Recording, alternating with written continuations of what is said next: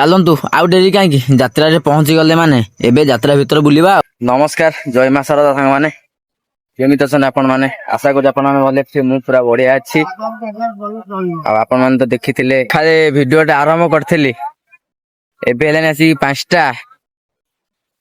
ଗୋଟେ ଜିନିଷ ଦେଖିବେ, ଏ ଭାଇ ଆମର ଭିତରେ ଠିଆ ଅଛନ୍ତି। ସକାଳେ ଭିଡିଓ ଆରମ୍ଭ କଲି, ଭାଇ ଆମର କହିଲେ ଆମକୁ ଟିକେ ନିଅ। ମୁଁ କହିଲି ଏଇ ଗୋଟେ କଥା, ନେଇଯିବା। ଆଉ ତାପରେ ଏବେ ଦେଖନ୍ତୁ ଯାତ୍ରାର ମାନେ ସକାଳେ ଗାଡି ଫାଡି କିଛି ଆସୁନଥିଲା, ଏବେ ଦେଖନ୍ତୁ ଗାଡି ଆସିକିରି ଟେଣ୍ଟ ମେଣ୍ଟ ପକେଇକି ଭିତରେ ପୁରା ଅଲଗା ପକେଇଲେ। ଟିକେଟ ବି ଦିଆ ହେଲାଣି। ଚାଲନ୍ତୁ ଟିକେ ଭିତରକୁ ପଳେଇବା। ଏଇ ସବୁ ଯେମିତି ତାଙ୍କ ଜିନିଷ ପକେଇଛନ୍ତି, ଗୋଡ ଯଦି ପଡିବ ପୁରା ଭାଙ୍ଗି ଗୁଣ୍ଡ ହେଇଯିବ। କିରେ ଦେଖନ୍ତୁ ପୁରା ଯାତ୍ରାର ସବୁ ବଦା ହେଲାଣି ଆସିକି, ବହୁତ ଶୀଘ୍ର ପଳେଇ ଆସିଛି। ଆହୁରି ବି ଗାଡିରେ ତ ଅନଲୋଡ ହଉଛି। ହେଇଗଲେ ଚାଲନ୍ତୁ ଭିତରକୁ ଯିବା। ଏଠି ଆମ ଟିକେଟ କାଉଣ୍ଟର ଆଜି ପାଇଁ ଅସ୍ଥାୟୀ, ଏଟା ସ୍ଥାୟୀ ହବ, ଏଠିକି ପଳେଇ ଆସିବ। ଆଉ ଦୋକାନ ଗୁଡାକ ଏ ବର୍ଷ ଯେତେ ଶୀଘ୍ର ଆସିଛି, ସକାଳେ ଆସିଥିଲି କିଛି ନଥିଲା, ପୁରା ଫାଙ୍କା ଥିଲା। ଏବେ ଦୋକାନ ମାନେ ପୁରା ଭରି ଯାଇଛି। ଦେଖିବେ ଦୋକାନ ପୁରା ଭରି ଯାଇଛି। ଏମିତି ଆମର 3 ସାଇଡ ଅଛି, ଏପଟେ ଗୋଟେ ସାଇଡ, ଆଉ 2ଟା ସାଇଡ ସେପଟେ ଅଛି। ଏଇଟା ମେଘନାଥ ଭାଇଙ୍କର ଦୋକାନ ଆଇସ୍କ୍ରିମ ଦୋକାନ, ପୁରା ଭରା ଦୋକାନ। ଭାଇ ଆମର ତ ତାର ଟାଣୁଛନ୍ତି, ତାର ଦେଲେ। ମୁଁ ତାଙ୍କୁ କହିକି ଆଇଲି, ମୁଁ କହିଲି ଯାଅ ଭାଇ ଆମର ହଇରାଣ ହଉଛନ୍ତି।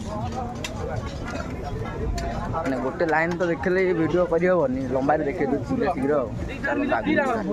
ଭାଇ ଆମର ଇଏ ଭାଇ ଆମର ଜାଣିପାରୁଛନ୍ତି, ଇଏ ଭାଇ ଆମର ବହୁତ ବଡ ଲୋକ।